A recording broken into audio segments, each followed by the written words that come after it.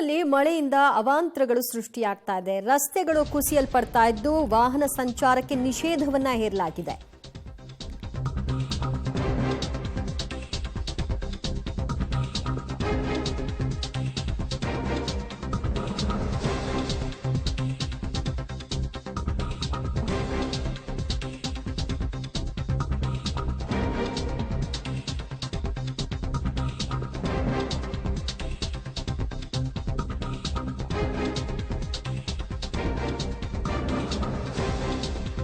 ಮಳೆಯ ಅವಾಂತರ ರಾಷ್ಟ್ರೀಯ ಹೆದ್ದಾರಿಯ ಗುಂಡಿಯನ್ನ ಟ್ರಾಫಿಕ್ ಪೊಲೀಸರೇ ನಿಂತು ಮುಚ್ಚುವ ಕೆಲಸವನ್ನ ಮಾಡಿದ್ದಾರೆ. ವಾಹನ ಸವಾರರಂತೂ ಕಷ್ಟ ಪಡ್ತಾ ಇರುವಂತಹ ಪರಿಸ್ಥಿತಿಯಲ್ಲಿ ಹೆದ್ದಾರಿಯಲ್ಲಿದ್ದಂತಹ ಹೊಂಡಕ್ಕೆ ಮುಕ್ತಿ ನೀಡೋ ಕೆಲಸವನ್ನ ಪೊಲೀಸ್ ಸಿಬ್ಬಂದಿಗಳು ಮಾಡಿದ್ರಿಂದ ಅಲ್ಲಿದ್ದಂತಹ ಜನ ಅವರ ಒಂದು ಕಾರ್ಯಕ್ಕೆ ಮೆಚ್ಚುಗೆಯನ್ನು ವ್ಯಕ್ತಪಡಿಸಿದ್ದಾರೆ. KPT ಜಂಕ್ಷನ್ ಬಳಿ ರಸ್ತೆಗಳು ಕುಸಿಯಲ್ಪಟ್ಟಿದೆ.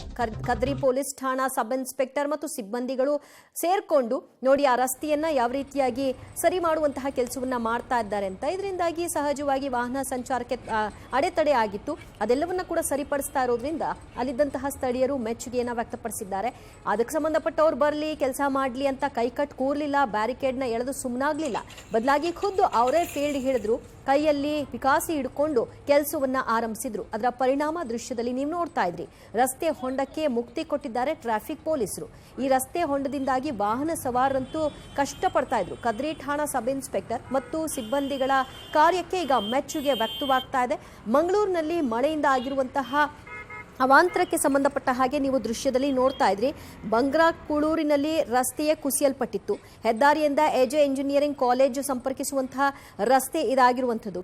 ಕ್ಷಣಕ್ಕೂ ಅಲ್ಲಿ ಒಂದು ರೀತಿಯ ಆತಂಕದ ವಾತಾವರಣ, ಸಮಸ್ಯೆಗಳಾಗಬಹುದು. ವಾಹನಗಳು ಓಡಾಟ ಮಾಡಿದರೆ ಅಲ್ಲಿ ಇನ್ನೇನಾದರೂ ಆಕ್ಸಿಡೆಂಟ್ಸ್ ಆಗಬಹುದಾದಂತಹ ಸಿಚುವೇಶನ್ ಕೂಡ ಇತ್ತು. ಇದೆಲ್ಲವನ್ನ ಮನಗಂಡಂತಹ ಪೊಲೀಸರು ತಾವೇ ಖುದ್ದಾಗಿ ಕೆಲಸವನ್ನ ಮಾಡೋ ಮೂಲಕ ಹೊಂಡವನ್ನ ಮುಚ್ಚೋ ಕೆಲಸವನ್ನ ಮಾಡಿದ್ದಾರೆ.